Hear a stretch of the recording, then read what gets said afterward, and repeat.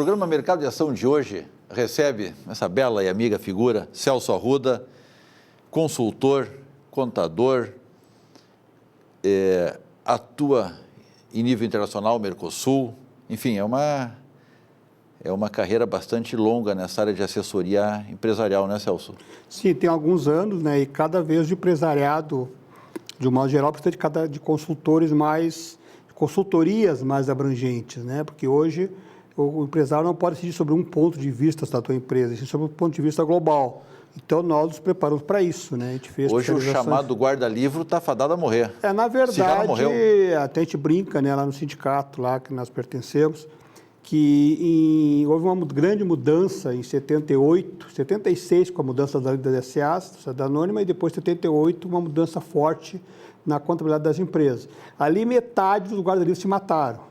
Agora, recentemente, a partir de 2007, a outra metade se matou, que foi com a instituição do SPED eletrônico, SPED fiscal. Então, o guarda-livro hoje não existe mais. Celso, com todas essas mudanças que estão ocorrendo, na verdade, a lei, as obrigações não mudaram. Mudou a forma de fazer. A CLT também não mudou em nada. Tudo permanece valendo. O que mudou acabou o jeitinho brasileiro em cima da CLT. Ou seja, com o surgimento do e-social, não tem mais, então tu entra em férias amanhã, vamos fazer um acordo, tu entra em férias amanhã, vamos fazer um acordo, te dou um aviso prévio retroativo. O e-social liquidou com isso. Na verdade, Luiz Antônio, tu foste muito feliz na colocação. O que o e-social vai colocar em prática, vai tornar assim obrigatório para as empresas, é cumprimento da lei da CLT, que ela é só de 1937. Ela vem mudando, só fazendo algumas modificações, mas a CLT não mudou. É que o brasileiro tinha maneira de fazer já o jeitinho brasileiro e durante a relação trabalhador-empresa, era feita uma série de ajustes informais que iam contra a lei. O e-social, ele vai vir para moralizar o setor. Por exemplo, tu disseste muito bem, hoje é muito comum, às vezes, tanto o patrão como o empregado decidem as férias quase que em cima da hora, dependendo da disponibilidade da empresa, da necessidade do empregado. Hoje, a partir do e-social, isso vai acabar. Eu sou obrigado a cumprir a legislação e ter o aviso pelo menos com 30 dias de antecedência. Esse é um dos pontos. O segundo ponto é a questão da admissão de empregados. Às vezes, alguns empresários admitem trabalhadores e ficam algum tempo no chamado experiência sem o contrato formalmente assinado. Picaretagem, né? Picaretagem, porque a lei é bem clara. Se eu admitir um empregado, eu sou obrigado a registrá-lo no mesmo dia. Com o advento do e-social, a comunicação tem que ser quase que instantânea, em tempo real. Eu admito um funcionário hoje, eu tenho que comunicar ao Ministério do Trabalho amanhã. Se eu não comunicar, tem multas. Então, isso vai gerar uma obrigação assim, das empresas adaptarem essa legislação, cumprir a lei na essência. É óbvio que algumas empresas terão muita dificuldade. Nós trabalhamos com alguns segmentos na nossa empresa que tem obras em todo o Brasil. Aí tu imagina o seguinte, tu está sediado em Porto Alegre e contrata um empregado no interior do Alagoas, por exemplo. Tá? Como é que isso vai acontecer em tempo real? Mas a lei não exclui nenhuma empresa. Então, esse cuidado, essa adaptação, as empresas terão que fazer. Porque o e-social, quando ele vir, felizmente para nós, que estamos do outro lado, o governo está muito atrapalhado para colocar em prática, não é porque ele seja bonzinho, que esteja prorrogando prazo, não. É porque ele não conseguiu unir todos os órgãos que vão receber as informações, mas quando o e-social for implementado, as empresas vão ter que se adaptar radicalmente na sua estrutura de gestão de recursos humanos. Nós falamos da empresa, mas vamos falar um pouquinho também do funcionário. É muito comum o funcionário ter uma nova proposta de emprego, chega para o patrão, me manda embora hoje, não é assim?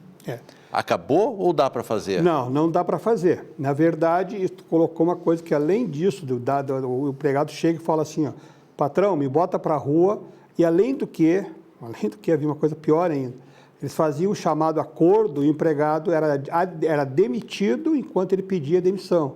Por quê? Porque com isso ele sacava o fundo de garantia e, eventualmente, até entrava numa situação que é totalmente ilegal de receber seguro-desemprego por um certo período, minando os poderes públicos, o Tesouro Nacional, recebendo seguro-desemprego de maneira indevida. E muitos patrões eram coniventes com isso. Então, isso Com o E-Social vai acabar, não vai existir mais isso. Porque, na verdade, existe um cruzamento de informações entre todos os órgãos de arrecadação, porque quando é pago um valor de seguro-desemprego, por exemplo, para cruzamento com outros órgãos de arrecadação, de controle, para que isso não aconteça mais.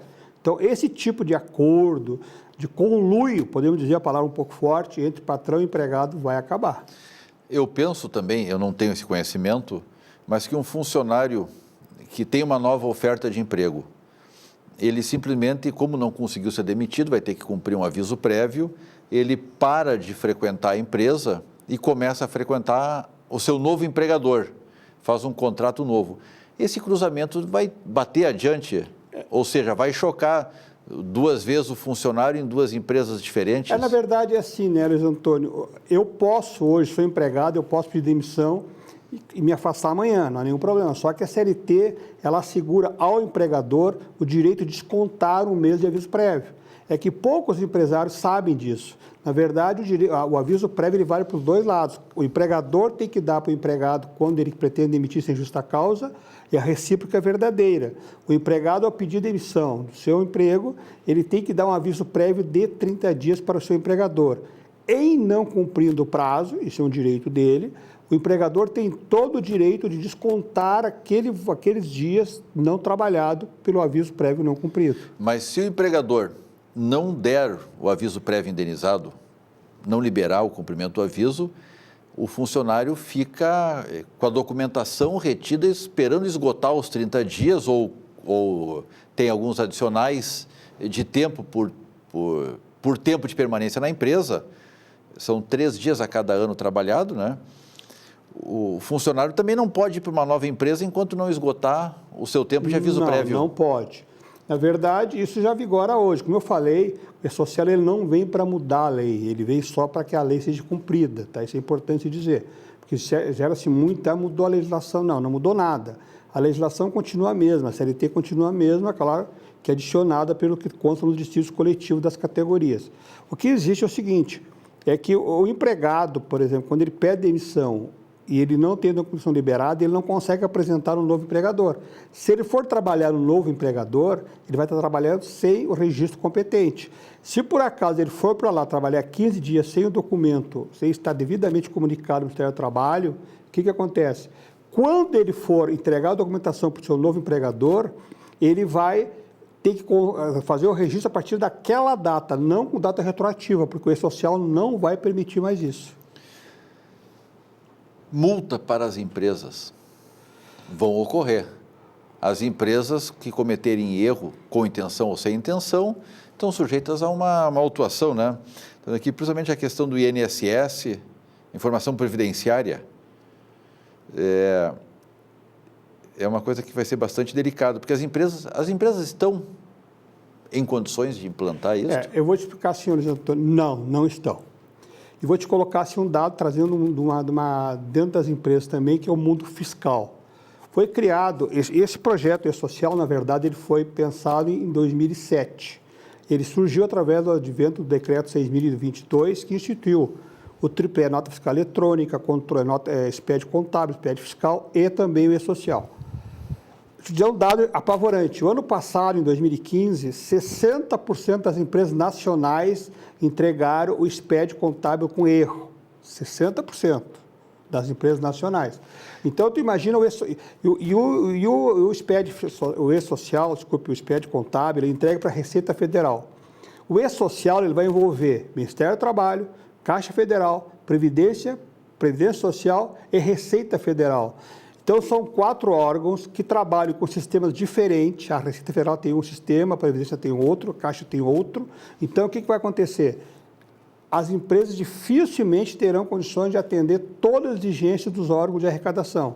E o que vai acontecer? As multas virão, e aí cabe a cada empresa se preparar da maneira mais adequada para não sentir no peso, no bolso, o peso dessas multas. A preparação das empresas para o início desse processo está mais em conhecimento ou software de gestão, vamos assim dizer?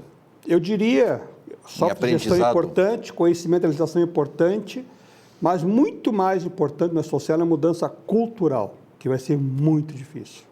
Porque nós, no Brasil, temos a mania de achar que a lei não vale para nós. Nós temos a mania de achar que sempre demos um jeitinho para dar. Então, o E-Social, o grande problema dele, é importante ter um software de gestão que viabilize todas as informações adequadas. É importante que o seu setor de recursos humanos conheça fielmente cada vez mais a legislação trabalhista, mas muito mais importante também é o empregador e o empregado ter consciência que o mundo mudou. Não é mais possível ter um jeitinho na relação trabalhista brasileira. E o pequeno? Eu suspirei agora, José Antônio, porque realmente o Brasil trata todas as empresas da mesma maneira. E no Brasil, 75% das empresas são pequenas e médias. E não vai ter nenhuma diferenciação. As multas virão a um prazo um pouco mais definido, mais alongado para as pequenas empresas, mas as obrigações de atender a legislação, atender as informações pedidas no social serão as mesmas. Então, ele também vai sofrer. E agora eu vou acrescentar mais um dado. No Brasil, mais de 70% das empresas têm sua contabilidade terceirizada, que são empresas de pequeno e médio porte. E muitos escritórios de contabilidade na relação com seus clientes é uma relação assim muito, às vezes, distante. Eles vão ter que se aproximar, como eu falei no início, o E-Social trabalha com tempo real. Se as empresas não estiverem integradas com seus escritórios de contabilidade, elas vão pagar muitas multas. Celso, nós estamos nos aproximando ao nosso final, já estamos sendo sinalizados. Qual é, com a tua experiência, deixa o recado para o nosso telespectador, empresário e executivo? Bom, primeiro recado que eu digo assim, se preparem para o E-Social, porque mesmo que ele esteja sendo prorrogado o seu prazo, ele virá, se prepare, consulte as suas empresas de software, vê se o sistema está adequado, está ajustado para atender as exigências.